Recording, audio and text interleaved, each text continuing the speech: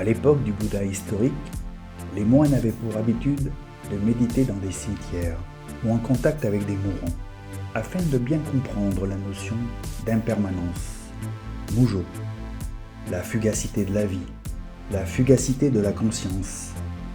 Conscience d'être en vie. Qu'est-ce qui différencie un cadavre d'un être vivant? La conscience, la vie, l'état d'être. Être vivant, c'est être intime avec soi-même, reconnaître cette vie à chaque instant, être conscient de cette vitalité, cette énergie, cette présence dans le corps, dans chaque cellule. Le sentir dans notre assise, notre immobilité, notre silence. Il est bien sûr plus facile pour nous d'y prêter toute notre attention ici, au dojo, que dans notre quotidien plus ou moins crispé.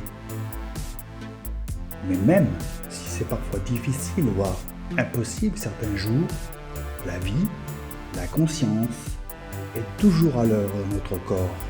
C'est cela, Bouddha.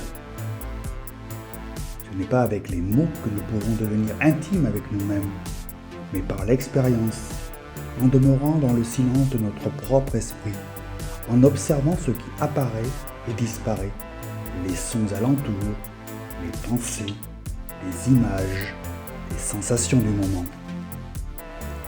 Sans rien préjuger, sans rien attendre, sans rien savoir. Tout est déjà là. Rien n'est dissimulé. Maître Enno dit ceci: la pratique visant à l'éveil ne se trouve pas dans les livres ou dans les discussions. Les discussions sur ce qui vient avant ou ce qui va arriver après, plus tard, sont le fait des ignorants. L'on n'y peut pas décider entre victoire et défaite, et cela renforce l'ego et l'attachement au phénomène. Notre pratique consiste donc à aller au-delà du langage, au-delà des mots. Même ce qui est dit durant Zazen, nul besoin de le saisir, de le comprendre, en toutes circonstances, seulement se concentrer sur l'état d'être. Dans chaque activité, le matin en se brossant les dents, le soir en rangeant ses affaires, dans notre relation avec l'autre, se concentrer sur ce sentiment si particulier qui consiste à se sentir pleinement vivant. Quel que soit votre état d'âme du moment, que vous soyez triste, fatigué ou joyeux, acceptez sans juger, sans rajouter. Ne vous identifiez pas, laissez cela être tout simplement. Restez présent et poursuivez tranquillement votre observation. Comprenez que vous ne pouvez vous échapper aux pensées par le mental, car c'est ce dernier qui en nourrit inlassablement votre ego. Aussi revenez sans cesse à l'attention silencieuse qui observe nos émotions, nos difficultés, nos joies et nos peines, qui observe même, en définitive, celui qui observe. Zazen est très simple, mais très puissant si vous actualisez cette présence fondamentale en vous, qui agit merveilleusement bien au-delà du jeu d'éternelle victime de notre ego. Maître Rinzai a dit: comment appeler cette chose qui est en nous bien distincte et bien claire, à quoi rien n'a jamais manqué, qui n'a jamais été absente, mais que l'œil ne voit pas, que l'oreille n'entend pas. Un ancien a répondu: dire que cela est une chose, ce serait manquer la cible. Pratiquant, regardez en vous-même. Que faire d'autre? Voici comment vous devez méditer, enseigne le Bouddha.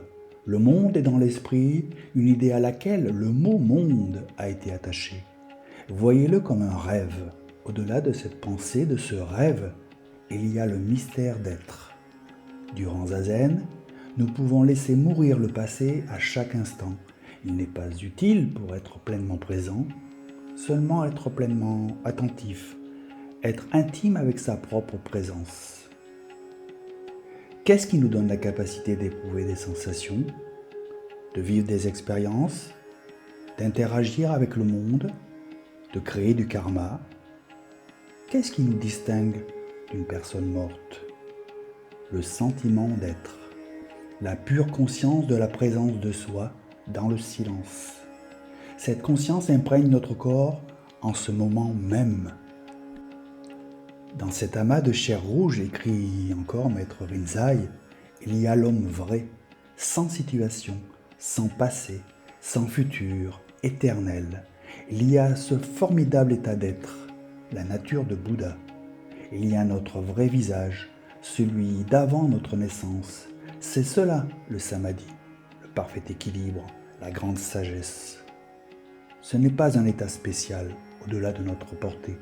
C'est s'absorber dans l'absolu de soi-même, dans sa propre présence qui transcende sa volonté personnelle, le monde de la dualité.